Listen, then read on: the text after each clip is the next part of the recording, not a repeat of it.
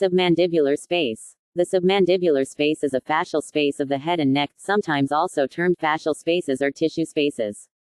It is a potential space, and is paired on either side, located on the superficial surface of the mylohyoid muscle between the anterior and posterior bellies of the digastric muscle. 1. The space corresponds to the anatomic region termed the submandibular triangle, part of the anterior triangle of the neck. Mylohyoid. The mylohyoid line becomes more superior towards the posterior of the mandible, meaning that the roots of the posterior teeth are more likely to be below mylohyoid than above.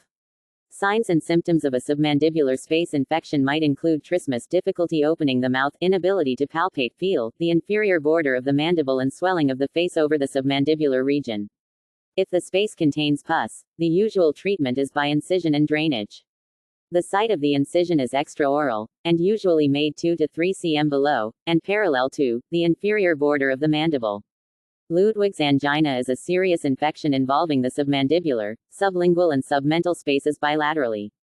3. Ludwig's angina may extend into the pharyngeal and cervical spaces, and the swelling can compress the airway and cause dyspnea, difficulty breathing.